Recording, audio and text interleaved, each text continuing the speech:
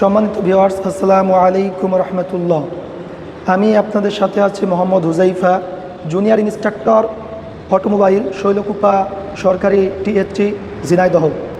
আমি আজকে আপনাদেরকে এমন একটি বিষয় নিয়ে আলোচনা করব, সেটা আমার পিছনে দেখতে পাচ্ছেন যে 4 স্ট্রোক পেট্রোল ইঞ্জিনের কার্যপ্রণালী।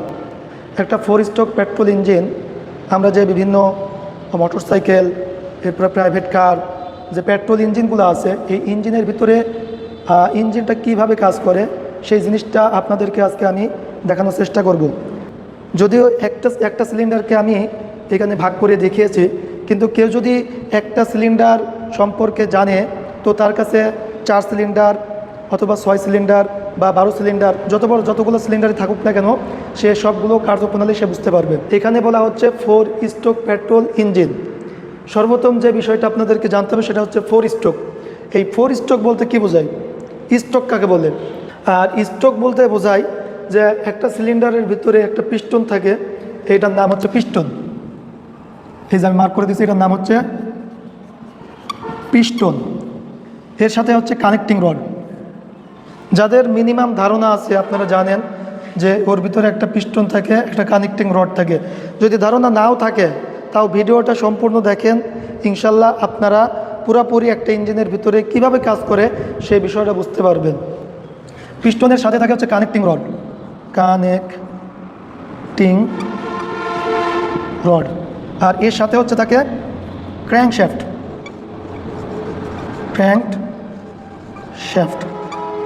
ক্র্যাঙ্কশ্যাফট থাকে। আর এই যে দেখতে পাচ্ছেন যে টিডিসি এবং বিডিসি, টিডিসি পূর্ণরূপ হচ্ছে টপ ডেড সেন্টার, আর বিডিসি হচ্ছে বটম ডেড সেন্টার। টিডিসি কাকে বলে? টিডিসি বলা হয় হচ্ছে পিস্টন সর্বোচ্চ ইঞ্জিন সিলিন্ডারের ভিতরে যতটুকু সর্বোচ্চ উঠতে পারে বা যতটুকু পর্যন্ত পৌঁছাতে পারে তাকে বলা হয় টিডিসি। আর বিডিসিটা হচ্ছে ইঞ্জিন সিলিন্ডারের ভিতরে পিস্টন এই সর্বনিম্ন যতটুকু মিনিমাম লেভেলে এই মাত্রাটা যতটুকু এখানে আসতে পারে এটাকে বলা হয় বটম ডেড সেন্টার অথবা বিডিসি। 4 স্ট্রোক যে পেট্রোল ইঞ্জিন, এর ভিতরে 4টা স্ট্রোক সংগঠিত হয় এবং 4টা স্ট্রোক সংগঠিত হয়ে একটি সাইকেল তৈরি হয়।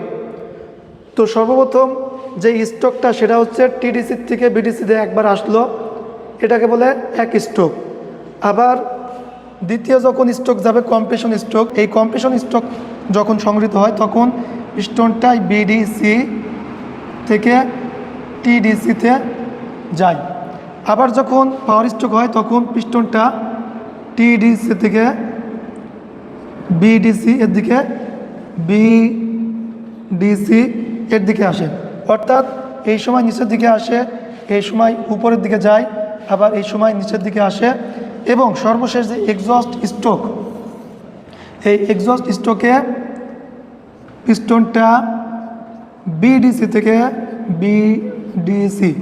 বিডিসি থেকে পিস্টনটা টিডিসিতে যায়। অর্থাৎ একটা সিলিন্ডারের ভিতরেই 4টা স্ট্রোক সংগঠিত হয়, যার কারণে একে বলা হয় 4 স্ট্রোক পেট্রোল ইঞ্জিন। সর্বপ্রথম যে বিষয়টা আপনাদেরকে দেখাবো সেটা হচ্ছে সাকশন স্ট্রোক।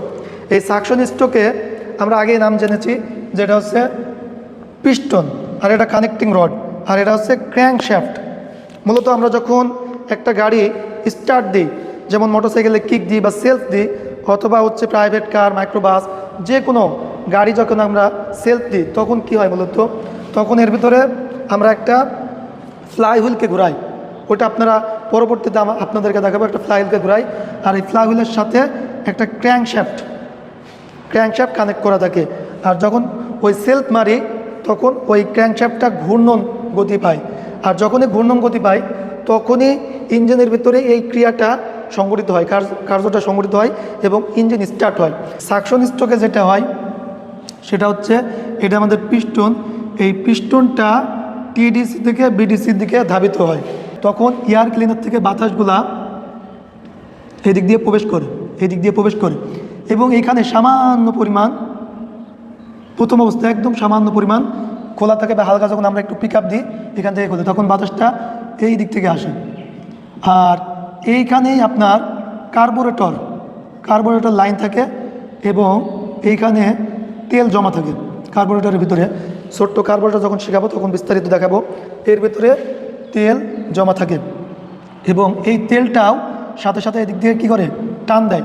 টান দিলে এইখান থেকে কিছুটা ফুয়েল বা জ্বালানি, তেল বললে হয়তো বা আমাদের ইঞ্জিনিয়ারিং মানে ইয়াতে এটা ভুল বলা হয়, তেল না, আসলে এটা বলা হয় জ্বালানি বা ফুয়েল। আমরা অনেকে তেল বলে থাকি, তেল বলতে অনেক কিছুকেই বোঝাই, কিন্তু আমরা এখানে যেটা ইউজ করছি সেটা হচ্ছে জ্বালানি বা ফুয়েল।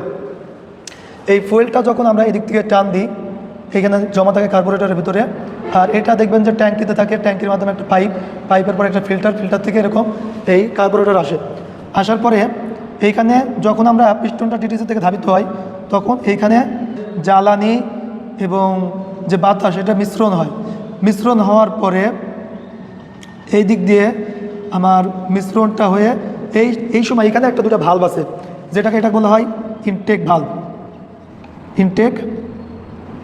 ভালভ, আর এটাকে বলা হয় এক্সজস্ট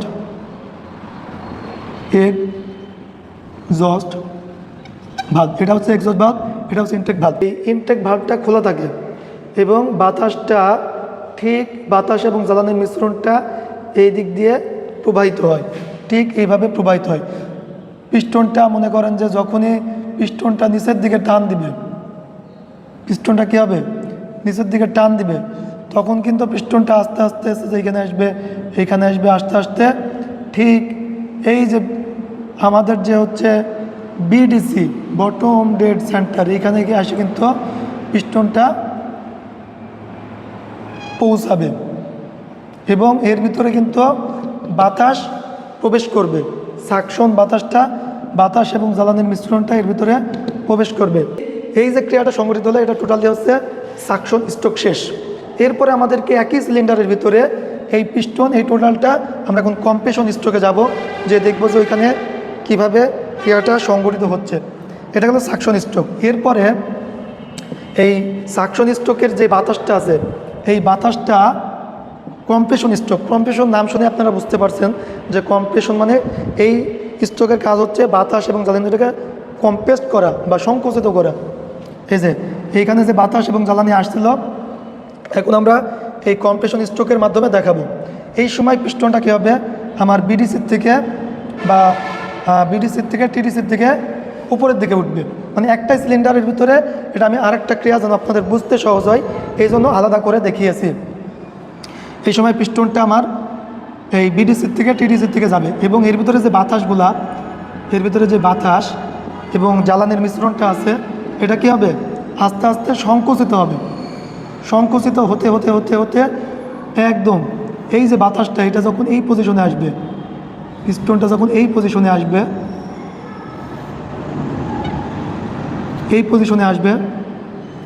তখন কী হবে এই যে বাতাসের যে ভলিউম বা আয়তনটা কমে একদম চাপ তৈরি হবে। এইখানে একদম চাপ তৈরি হবে।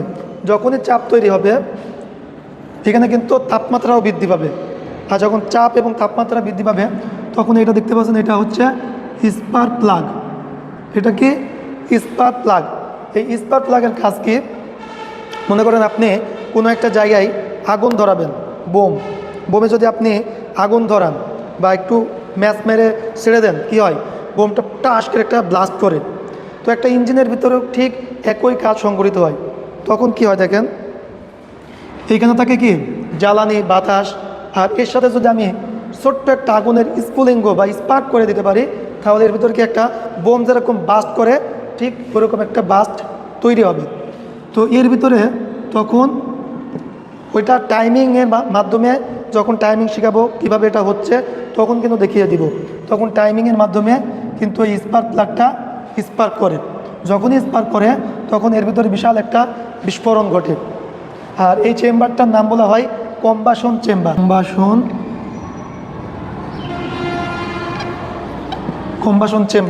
এই কম্বাসন চেম্বারের ভিতরে বাতাস এবং জ্বালানি কী করে কম্বাসন হয় বা দহন ঘটে। যখনই দহন ঘটে তখনই এইখানে বিশাল একটা বিস্ফোরণ হয়। সাপোজ ছোটোবেলায় আমরা অনেকে যখন বোম ফুটাইতাম, আমাদের গ্রামের ভাষায় বলে, যখন বোম ফুটাম কী করতাম অনেক সময় একটা ম্যাচ দিয়ে ওই মানে বোমটাকে একটা জায়গায় রাখার পরে ওর উপর একটা বাটি বা গামলা জাতীয় দিলে কী হতো ওই বোমটা যখন ব্লাস্ট করতো বা কম্বাসন হতো তখন বাটিটাকে কিন্তু অনেক উপরের দিকে উড়িয়ে নিয়ে যেত। ঠিক কাজটা এখানেও সেম কাজ করতেছে। যখন এর ভিতরে কম্বাসন হয় এবং চাপ এবং তাপ থাকে এবং এখানে যখন আগুনের স্ফুলঙ্গ দেওয়া হয়, এখানে একটা কিন্তু কী হয়, বিস্ফোরণ ঘটে। আর যখনই বিস্ফোরণ ঘটে তখনই আমাদের এইখানে যেটা সংগঠিত হয় সেটা হচ্ছে পাওয়ার স্ট্রোক।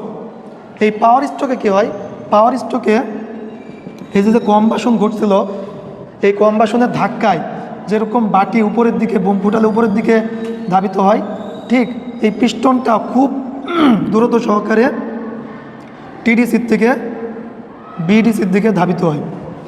টিডিসির থেকে কী হয়, বিডিসির দিকে ধাবিত হয় এবং এই যে ক্রিয়াটা সংঘটিত হলো এটাকে বলা হয় পাওয়ার স্ট্রোক।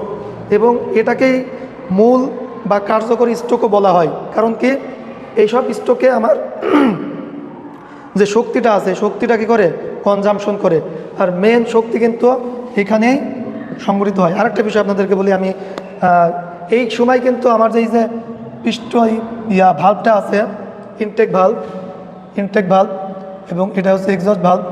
সাকশন স্ট্রোকে কিন্তু ইনটেক ভাল্বটা খোলা থাকে, এক্সস্ট ভাল্বটা বন্ধ থাকে এবং কম্প্রেশন স্ট্রোকে উভয় ভাল্ব বন্ধ থাকে। এই যে আমরা চিত্রের মাধ্যমে দেখিয়েছে যে উভয় ভাল্ব বন্ধ থাকে এবং এখানে একটা কম্প্রেশন ক্রিয়া সংঘটিত হয়। এবং পাওয়ার স্ট্রোকেও সেম, উভয় ভাল্ব বন্ধ থাকে। এই স্ট্রোকেও উভয় ভাল্ব বন্ধ থাকে এবং এখানে কার্যকরী স্ট্রোকটা সংঘটিত হয় এবং পিস্টনকে ধাক্কা দেয়, তাহলে ফ্লাইহুইলটা কী করে, ঘোরে। এবং ফ্লাইহুইল যখন ঘোরে তখন বাকি যে 3টা স্ট্রোক আছে ওই স্ট্রোকটাও সংঘটিত হয়। এটা কেমন, মনে করেন আপনি সাইকেল চালাচ্ছেন, তো অনেক সময় দেখি না যে সাইকেলের প্যাডেল একবার ধাক্কা দিলে কিন্তু প্যাডেলটা কিন্তু 2-3 বার ঘুরে যায়। তো সিমিলার কাজটাও এটা হচ্ছে, যখন পাওয়ার স্ট্রোকে ও পিস্টনকে একবার ধাক্কা দেয় যেরকম বা বোম ফুটালে, তখন ঠিক পিস্টন একবার ঘূর্ণন দিয়ে বাকি স্ট্রোকটাকে কী করে, পরিচালনা করে এবং আমাদের ফ্লাইলকে ঘোরায়। ফ্লাইল ঘুরলে আমাদের ক্লাচ আছে, এরপরে হচ্ছে ট্রান্সমিশন গিয়ার, পপুলার শ্যাফট এবং চাকায় শক্তিটা স্থানান্তর হয় এবং আমাদের কী হয়, গাড়িটা চলাচল করে। এরপরে দেখেন যেটা আছে সেটা হচ্ছে এক্সস্ট গ্যাস, এক্সস্ট স্ট্রোক। এই স্ট্রোকের কাজটা কি, এই স্ট্রোকে মূলত আমার যেই সিলিন্ডারের ভিতরে যে পোড়া গ্যাসটা আছে এই পোড়া গ্যাসটাকে বাইরে বের করে দেওয়া হচ্ছে এক্সস্ট স্ট্রোকের কাজ। এর ভিতরে যে আমাদের পোড়া গ্যাসটা আছে এই পোড়া গ্যাসটাকে বের করে দিতে হবে। তাহলে কী করতে হবে, আমাদের ইনটেক ভালভ সেটা বন্ধ থাকতে হবে, ক্লোজ। এবং যে এক্সস্ট ভালভ এটা কি থাকতে হবে, ওপেন থাকতে হবে। এই ইনটেক ভালভ কিন্তু ক্লোজ, এখানেও কিন্তু ইনটেক ভালভ ক্লোজ, এখানেও ইনটেক ভালভ ক্লোজ, এখানে এক্সস্ট ভালভ ক্লোজ, সরি এটা এক্সস্ট ভালভ ক্লোজ। কিন্তু এখানে এক্সস্ট ভালভটা কি ওপেন, ওতে ওপেন আর সিতে ক্লোজ। এবং ইনটেক ভালভটা কি, ইনটেক ভালভটা ক্লোজ। এখন পিস্টনটা কী করবে, বিডিসির থেকে টিডিসির দিকে ধাবিত হবে এবং এর ভিতরে যে পোড়া গ্যাস এটা যখন উপরের দিকে একটু করে উপরের দিকে যাবে, একটু করে এর ভিতরে যে পোড়া গ্যাসটা আছে এই পোড়া গ্যাসটা কী হবে, এই দিক দিয়ে বের হয়ে আমার সাইলেন্সার, এটা হচ্ছে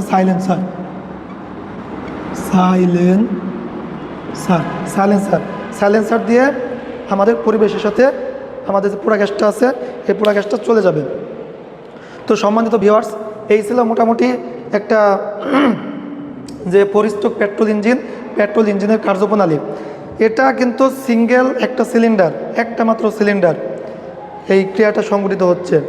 এখন যদি 4 সিলিন্ডার হয়, আমরা অনেকে জানি যে ফায়ারিং অর্ডার আছে।